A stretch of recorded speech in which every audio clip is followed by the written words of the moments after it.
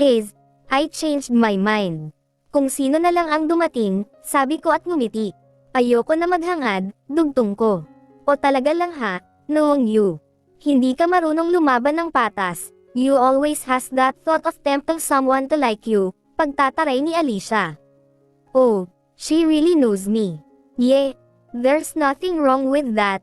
As long as single naman ang inaakit mo, we don't tolerate cheating, sabi ni Valerie.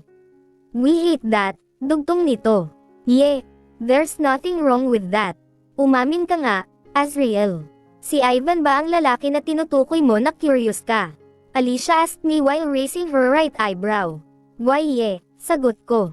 I knew it. Sabi ko na mga tingin mo pa lang sa kanya, halatang halata, sambit ni Alicia. Kumilos ka ng tahimik, Azriel. Hindi pwede na magkaroon ng issue si Ivan, sabat ni Valerie na anak ng may-ari ng entertainment.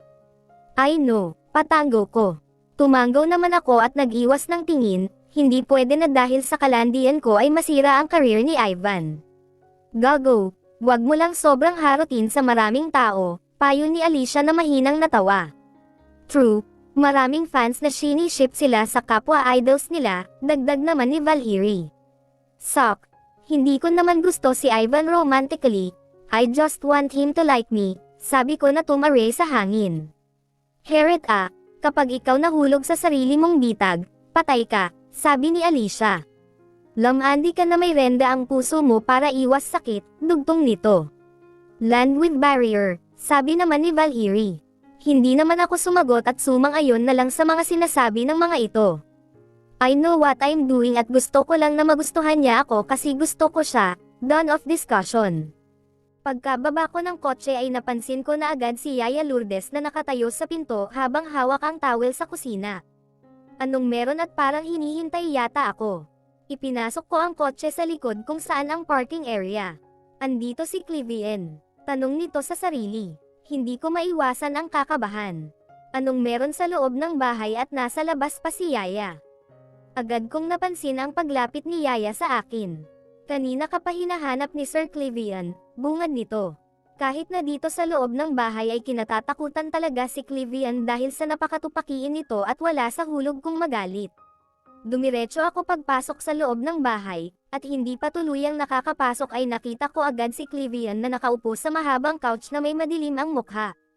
Andito ka pala, panimula ko na may malapad ng ngiti. Ano na naman ang ginawa kong kasalanan at bumisita ito dito? I heard what happened sa practice, sabi nito na pabagsak na samandal. Practice room ba? Or yung nangyari between me and Ivan or yung isa? Talaga kahit saan pa doon ang malaman niya. Mapapagalitan pa rin talaga ako nito. Kainis talaga. And what about that? Kunwari ay walang alam na sabi ko. Wala ka na ba talaga sa tamang pag-iisip? Padabog nitong tumayo. Agad bumilis ang tibok ng puso ko. Ano ba talaga kasi iyon? You let them diss you. What really happened? Na halos magpantay na ang kilay nito. Nakaramdam naman ako ng ginhawa na iyon lang ang alam niya at hindi yung sa amin ni Ivan. It's fine. Hindi naman ako nasaktan, sabi ko sabay yuko. Hindi ka nasasaktan physically but emotionally naman. Asek nito na lumapit sa akin. Don't let anyone insult you. Show them who you are. Show them. Tanong ko sa sarili. No, I'm okay, no worry. I can handle this. Habang nakaangat ng tingin sa kanya at pilit na ngumiti. Ayoko na may makakarating pa na ganoon talaga sa akin, turan nito. Sino nagsabi ba kasi sayo? Tanong ko. Si Ivan, sagot nito. Si Ivan, talaga. Ang plastic niya. Well, I have to go. Azriel umayos ka, sungit muli nito. Ang effort mo naman, pumunta pa talaga dito para pag-alitan lang ako. Sarcastic na pagkasabi na natawa at sabay basta na lang tumalikod. Baliw. Mahinang turan ko at tuluyan ang naglalakad paloob ng bahay. I don't have to work tomorrow because it's our family day. Malalim akong huminga at patuloy na sa pag-akyat sa kwarto ko upang magpahinga. Busog pa naman ako. Pagpasok sa kwarto ko ay agad kong nilapag ang gamit ko sa kama. At agad na nagtungo sa banyo upang maglinis ng sarili. Nagpalit na rin ako ng pantulog because it's already 10 p.m. And I need to sleep. Sunday morning. Hindi pa man tuluyang umiinit ang sikat ng araw na tumatama sa loob ng kwarto ko ay bumangon ako upang magayos sa sarili. I am going to the gym this morning dahil nararamdaman na ang paglaki ng katawan ko. I am wearing a black leggings, a sports bra, a white shoes. Kinuha ko ang susi sa table ko, hindi pa man ako tuluyang nakakababa ay napansin ko na ang lamesa na puno ng pagkain. Honey, there you are. Tara, let's eat. Pag-aya ni Mommy na lingon sa akin. I am not hungry, Mom, bago tuluyang nakababa ng hagdan. Tumanggaw naman ako. Jogging ka? She asked. Take care. Sabay yakap ako. Tumalikod agad ako at nagtungo sa parking lot upang kunin ang kotse ko. Actually ayoko mag-jogging dahil sumasakit ang legs ko pagkatapos. Agad ko namang pinaandar ang kotse ko paalis sa bahay patungo sa malapit na gym fit lang rin sa labas ng village. Hininto ko naman ang kotse ko sa labas ng gym kung saan pwede mag-park. Pagpasok ko naman sa gym ay agad na nagsalubong ang kilay ko dahil sa tumpok ng mga lalaki na nakatingin sa isang babae na maputi na mukhang. Nag-eehersisyo, mga lalaki talaga naman. Where's James? I asked. Hindi po siya pumasok, ani nito at tumalikod na. Tumangon naman ako, I guess ako lang ang mag-isa ngayong araw. Inumpisahan ko naman na ang lagi kong ginagawa, ako ay nag-stretching upang hindi mabigla ang katawan and the next is the treadmill for just 5 minutes, then the vertical bike. Sandali naman akong nahinto at bumaling sa babaeng pinagtitinginan ng mga tao sa gym. Artista ba yan? Well, I didn't know her and she's not pretty. No cares. Huminto na ako dahil nawala ako sa mood dahil sa ingay sa paligid. Sandali na naman at natapos ko na planks and crunches. Magpahinga lang ako bago ako tuluyang lumabas ng gym. Bumalik naman na agad sa kotse ko. Napalingon naman ako sa gym nang mapansin ko ang itim na kotse sa tapat nito at kung hindi ako nagkakamali ay nakita ko si Ivan. Weird talaga, napailing na lamang ako. Nag-drive na ako pauwi sa bahay at hindi na pinansin ang nakita ko dahil baka guni-guni ko lang iyon. Coffee with lemon lang ang kinuha ko at bumalik na rin ako sa sala. Tumayo naman muli ako at kinuha ang phone ko, humarap ako sa salamin at nagpicture para SIG story. After that bumalik na rin ako sa pagkakaupo at sunod naman pinicturein ang pagkain ko. Alish replied to your story. Ano na naman kaya itong epal na ito, mahinang sabi ko. Then I clicked the notification. At Alish replied, kala mo naman talaga nag-jogging. Mahina naman akong napatawa. Gaga, nag-gym talaga ako. At Alish, ayoko na mag-gym dyan sa Corlex, naiirita ako sa mga modelo na nag-gym dyan. Kumunat naman ang noo ko. Why, na-insecure ka? Me, why would I? Kaya ko rin naman magparetop. Napatawa habang may pagkain sa bibig ko. Girl ang bad mo. At Alish, I am just spitting facts. Kidding. I need to go. I have to meet my boyfriend. Sasabihin talaga niya ang nararamdaman niya without any hesitation. That is Alicia.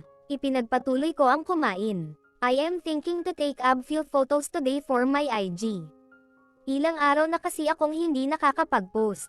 Pagkatapos kumain ay umakyat na ako sa kwarto ko upang maligo. Matapos sa paliligo ay nagayos na ako ng sarili. I'll have schedule for myself today to. Naglagay lang ako ng simpleng makeup na magmumukhang buhay ang mukha ko. Tanghali na rin akong natapos sa pag-aayos ng sarili. Pagbaba ko sa sala ay agad na akong dumiretso sa garahe upang ilabas ang isa ko pang kotse na white BMW X3. Para may ba naman dahil laging itim na lang ang ginagamit ko. Pagdating sa mall ay agad akong nagtungo sa pupuntahan ko dahil ayoko na dumaan pa kung saan dahil kukulangan ang budget ko. Bumili lang ako nga perfume, Jo Malone Velvet Rose at Oud Cologne Intense, for myself and also some clothes for practice dahil hindi naman ganon kadami ang mga sweatpants ko. After I bought everything I need ay umuwi na rin agad ako dahil nakakatamad maggala. It's already 1 PM kaya nakaramdam na rin ako ng gutom ngunit mas pinili ko na sa bahay na lang kumain. Pagdating sa bahay ay nagtungo na agad ako sa kwarto ko upang iayos ang mga pinamili upang sa mga susunod na araw ay magmagamit ako. Hapon na nang makatanggap ako ng tawag kay Mommy and Daddy na hindi matutuloy ang dinner namin ngayon dahil sa biglaan nagkaroon ng problema. Hindi naman ako nagalit or nagtatampo dahil ngayong araw lang naman hindi natuloy ang dinner namin. Kinuha ko naman ang phone ko upang tawagan si Clivian na agad rin naman nitong sinagot. Yes, he asked. Hindi tuloy ang dinner namin, wala akong kasama, sabi ko. So, samahan mo naman akong kumain sa labas, ani ko. Hell no, agad namang pagtanggi nito. Ang damot mo, sige. Kakain na lang ako mag-isa. Panipi, Azriel, you don't understand. I understand, alam ko naman na may pangalan ka na ngayon na iniingatan, naiintindihan ko. Masyado lang siguro akong nas-anay noon, sabay pilit na ngumiti. Azriel, oo na. I understand, promise. Fine, sige sasamahan na kita, napipilitan na sabi nito. 3.2. Ayos lang, magpapasama na lang ako kila Valerie, sabi ko. Are you sure? Paniniguro nito. Yes, I'm sure. Thanks. Tapos pinatay na ang tawag. Masyado ba akong nas-anay na sakin lang nakatuon ang atensyon nila noon? Haze, agad ko namang tinext si Alicia upang yayain ito na uminom. Alicia, let's drink. Binaba ko na ang cellphone ko at hindi na hinintay ang reply ni Alicia at agad na akong nagtungo sa banyo upang magpalit ng damit. I am wearing a black cami top and boyfriend jeans. Paglabas ko ng CR ay sakto naman na tumunog ang cellphone ko kaya dali-dali ko itong nilapitan upang basahin ang reply ni Alicia. From, Alicia, sorry, babe. I am with my family, maybe next time. Wala naman sa sarili na tumango na lang ako at pilit na ngumiti, family day nga rin pala nila ngayon. Bumalik naman ako sa banyo upang palitan ang suot kong pang-ibaba. Now I am just wearing my pajamas. Mukhang ako lang talaga mag-isa ngayong araw, bulong nito sa sarili. Wala rin kasi ngayon ang mga kasambahay. Dahil tuwing Sabado ay umuwi ang mga ito sa kanya-kanyang pamilya. Solo ko ang bahay ngayon. Bumaba ako upang iayos ang lamesa na kakainin ko ang mag-isa. Ininit ko lang ang in-order kong pagkain kanina at inilabas ko rin ang rum na natira noong nakaraang araw. Date with myself. Kumain na muna ako bago buksan ang alak na nasa harap ko. I also took a picture of it para sa Liming Stories. Jake Hartle replied to your story.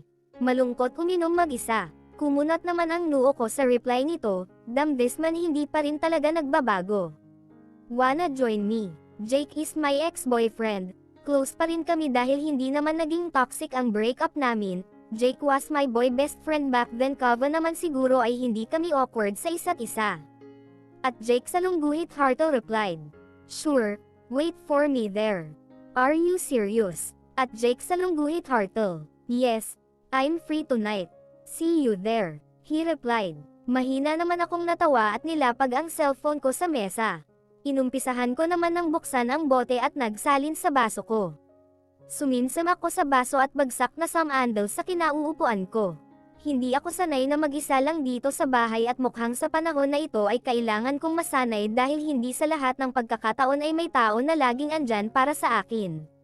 Lang minuto rin ang lumipas nang mapansin ko ang pagtunog ng cellphone ko. Kaya naman agad ako iyong kinuha at sinagot.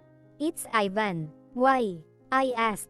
I just wanted to say that you have a schedule tomorrow, ani nito. Okay. Ani ko na muling sumimsam sa baso na hawak ko. I saw your story. Are you drinking alone? He asked. No. I'm with someone, ani ko. Special someone? He asked. Ambang magsasalita na ako nang bigla ay marinig ko ang tinig ni Jake sa sala. Seryoso ba talaga siya? Guy. Ani ni Ivan. Oo. It's Jake from NZ, ani ko. You know each other, he said. Oo. He's my ex. Napatingin sa pinto ng kusina kung saan nakahawak sa door frame si Jake. See you tomorrow. Bye. Ani ko na agad namang pinatay ang linya. Sino kausap mo? Tanong nito na agad naman naupo sa kaharap kong upuan. Nothing. Hiling ko at ngumiti sa kanya. Ang laki ng pinagbago ni Jake, mas lalo itong naging gwapo dahil sa katawan niya. I mean noon pa lang naman ay gwapo na ito ngunit mas nadagdagan lang ngayon. Jake has a small eye and sharp jawline dagdag pa ang matangos nitong itong at makapal niyang kilay. Rum? Tanong ni Jake. Oo, gusto. Kung malasing, sabi ko nang umisi. Are you broken-hearted? He asked at mahinang natawa. Nope.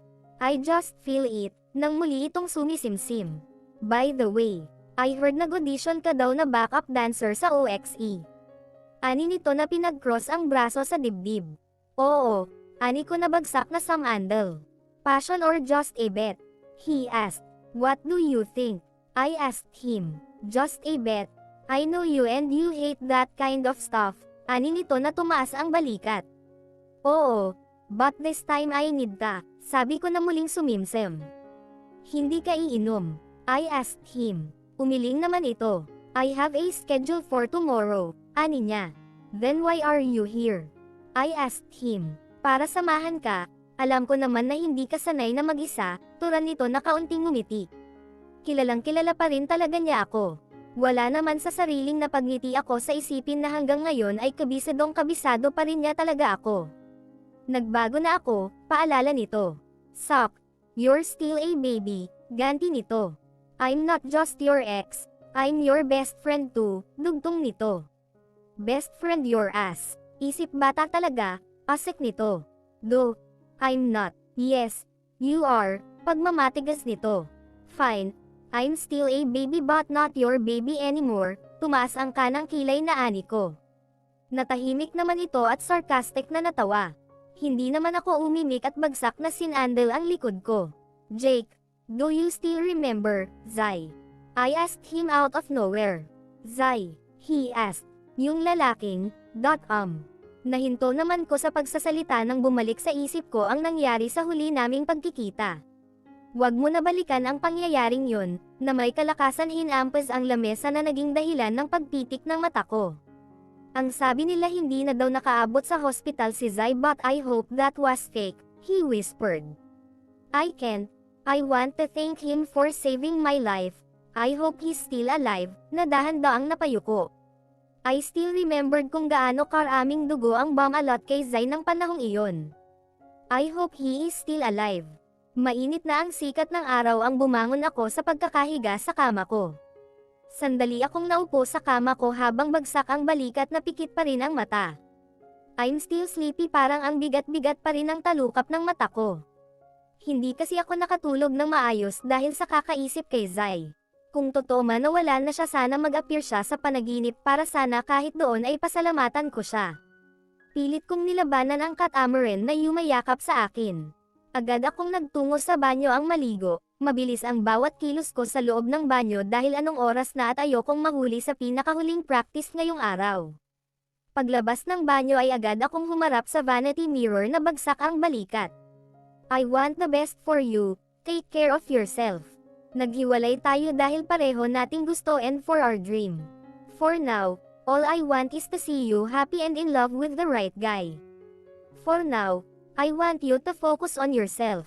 At wag mo na sana balikan ang mga bagay at pangyayari na lumipas na. He did those because he loves you. Hindi ko maiwasan na isipin ang mga salitang yun mula mismo sa bibig ni Jake. Now I realized how much he loves me as his best friend and he still treasures me. Jake make me feel like I deserve the world and I deserve to be happy. That's why I misinterpret those words. Akala ko gusto ko siya noon dahil sa mga nararamdaman kong yun. Ngunit hindi pala, gusto ko lang pala ang pakiramdam na ibinibigay niya. Ngunit siya mismo ay hindi, kaya masaya ako na kahit nasaktan ko siya noon ay pinapahalagahan pa rin niya ako ngayon, I still treasure him. Natapos na akong magayos ng sarili ko kaya naman nagbihis na ako. I'm wearing pants and a simple oversized shirt and shoes. Bitbit ko sa kanang kamay ko ang shoulder bag ko kung saan nakalagay ang mga gamit ko. Pagbaba sa sala ay agad na akong dumiretso sa parking. Wala akong ganang kumain dahil pakiramdam ko ay punong-puno ang tiyan ko dahil sa pagkain na kinain ko kagabi. You're not just my best friend or my ex, you're my star in my darkest night. I can't feel any romantic feelings towards you. And I don't know why you're still my favorite pillow. Sana naman ngayon bago ka sumubok, siguraduhin mo na gusto mo talaga yung tao. Okay, mariin ko namang nailang ang ulo ko, hindi pa rin talaga mawala sa isip ko ang mga nangyari kagabi. Hininto ko na ang kotse ko sa pangatlong linya kung saan ako laging nagpa-park.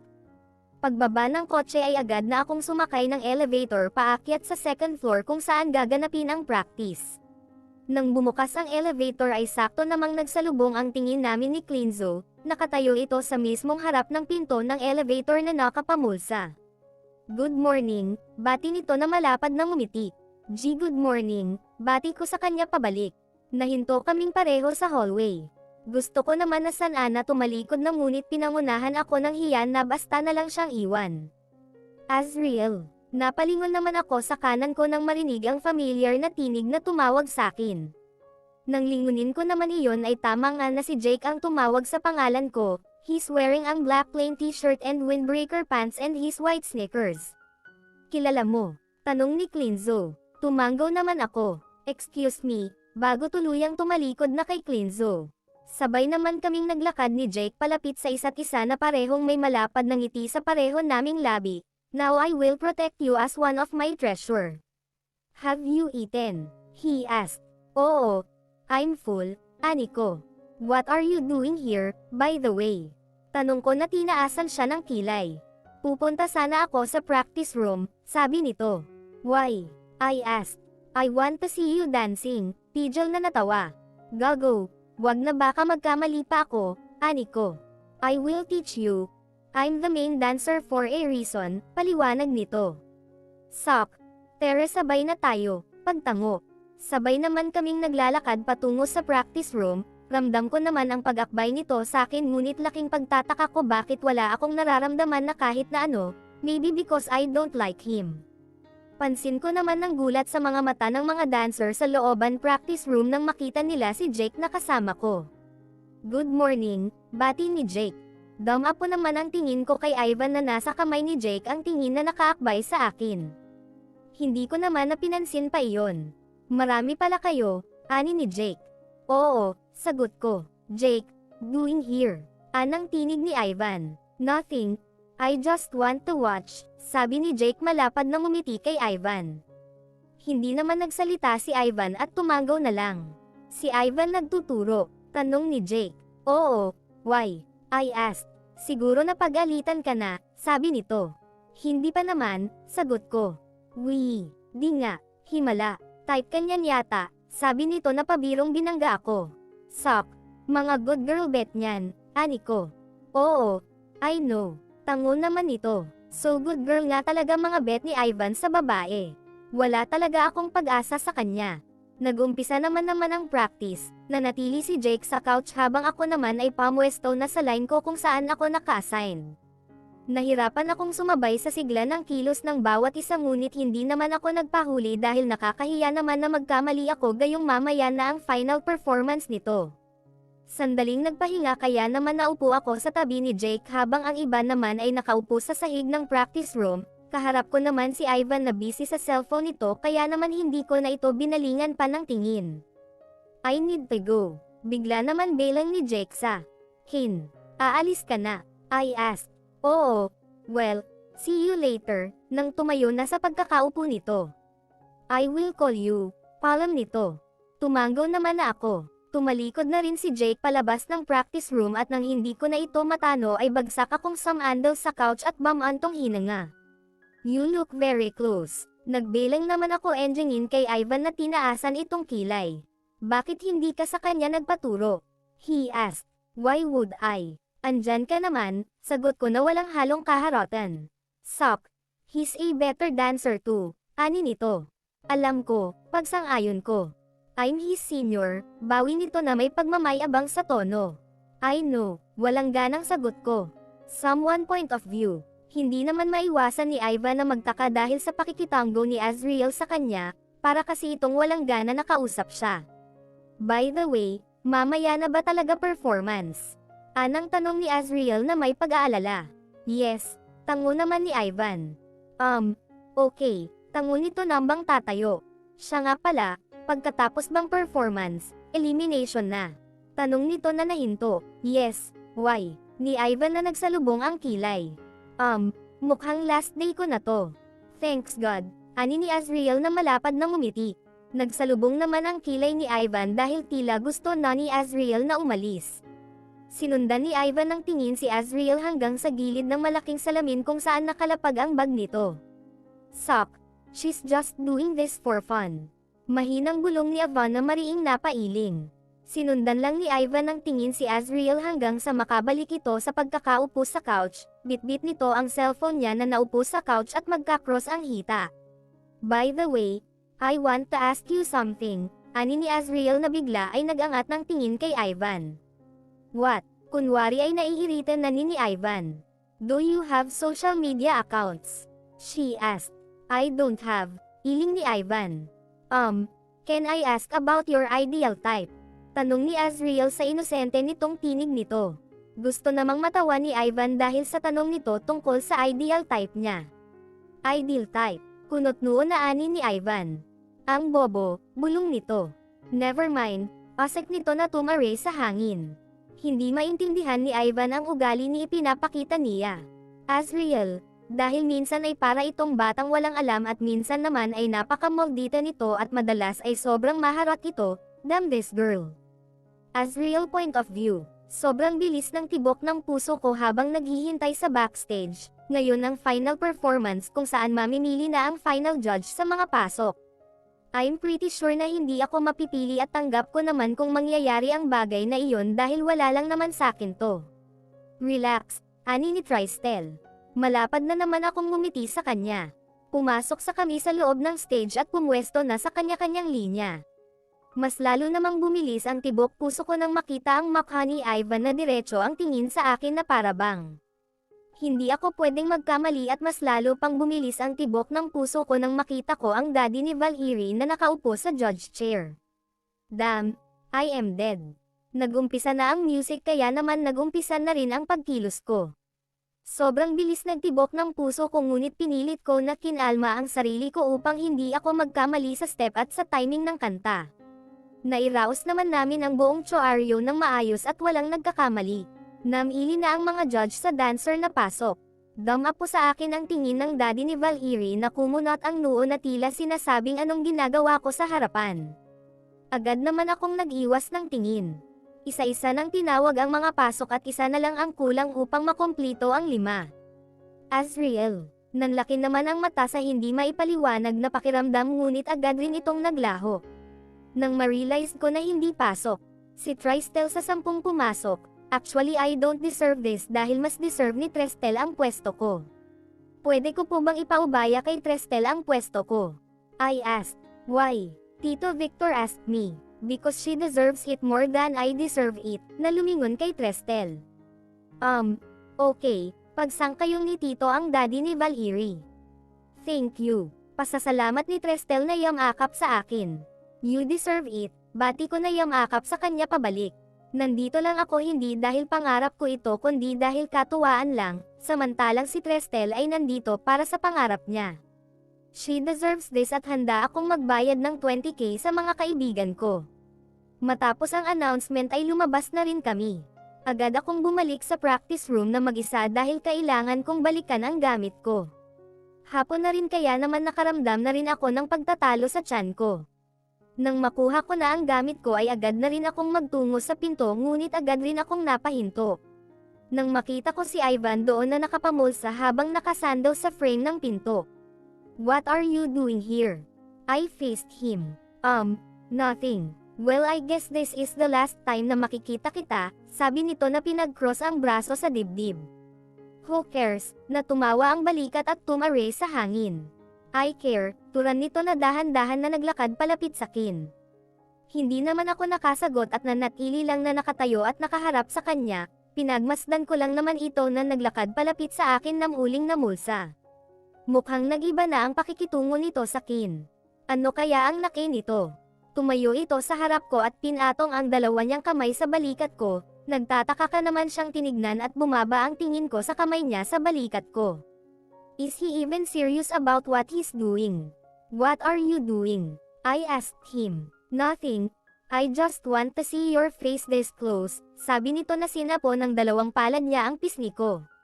See you tomorrow, palam nito na malapad na ngumiti.